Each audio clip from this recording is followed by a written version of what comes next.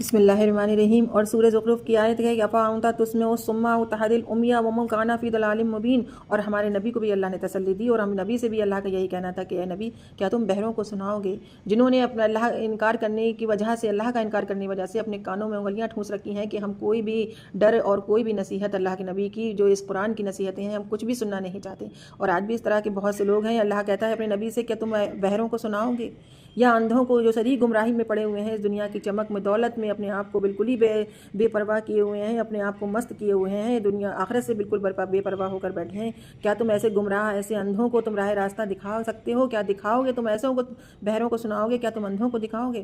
فَإِمَّا نَذْهَبَنَّ بِكَ فَإِنَّا مِنْهُمْ مُنْتَقِمُونَ۔ اب تو تمہیں، اللہ کہتا ہے کہ اب تو ہمیں ان کو سزا دینی ہے، خواہ چاہیں تو ہم تمہیں دنیا میں جیتے رکھیں یا تم کو دنیا سے اٹھا لیں، ہمیں تو ان کو سزا دینی ہے جو بھی یہ کرتوتے ہیں۔ آج نتنیاہو بہت خوش ہے، فلسطین کے اوپر ظلم کر رہا ہے، وہ سمجھ رہا ہے کہ وہ سب سے بہتر کر رہا ہے، اس کی عقل مار دی، اس دولت نے، اور وہ دولت کی ہی خاطر، اور اپنے آپ کو، رتبے کو، اپنے آپ کو صحیح ثابت کرنے کے مارے آج کتنا ظلم وہ کر رہا ہے۔ وہ یہ نہیں جانتا ہے کہ جو کچھ بھی وہ کر رہا ہے، وہ اپنے لیے کھڈا کھودے بیٹھا ہے، اپنی موت کا سامان کیے بیٹھا ہے۔ حدیث مبارکہ ہے، اللہ کے نبی اپنی آنکھ سے دیکھ کر آئے ہیں کہ جہنم میں اتنے بڑے بڑے ستون ہیں، اتنے گہرے ہیں، اتنے بڑے بڑے، کہ اس میں انسان کو ڈالنے کے بعد میں وہ 70,000 سال تک وہ انسان گرتا رہتا ہے، تب اس کی تہہ میں پہنچتا ہے۔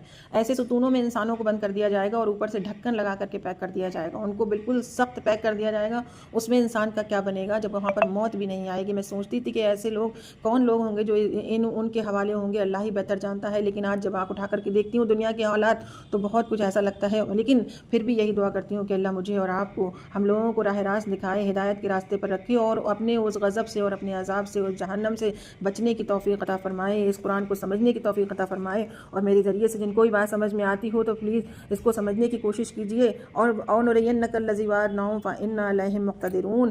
اللہ کہتا ہے تم ان کو آنکھوں سے ان کا وہ انجام چاہے ہم تم کو دکھا دیں، ان کا وہ انجام چاہے نہ دکھائیں، یہ تو اللہ کا وعدہ ہے۔ اللہ کہتا ہے ہم نے وعدہ کیا ہے، ہمیں تو بس ہر انسان پر پوری قدرت حاصل ہے، کوئی بھی اللہ کی پکڑ سے بچنے والا نہیں ہے، کوئی شے نکل نہیں سکتی، کوئی چیز بھاگ نہیں سکتی، اس دنیا سے لے کر اور آخرت تک کوئی بھی انسان بھاگ نہیں سکتا، اللہ کی پکڑ سے کوئی نہیں نکل سکتا۔ فَاسْتَمْسِكْ بِالَّذِي أُوحِيَ إِلَيْكَ إِنَّكَ عَلَىٰ صِرَاطٍ مُّسْتَقِيمٍ۔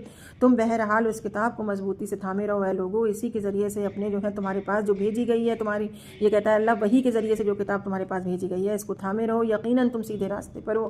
اور یہی ہر انسان کے لیے ہے، اور یہی بات اللہ نے ہمارے نبی سے بھی یہی بات کہی تھی کہ تم اپنے آپ کو سیدھی راہ پر چلانے کی کوشش کرتے رہو، بس وہی سیدھا راستہ ہے جو یہ قرآن ہمیں بتا رہا ہے۔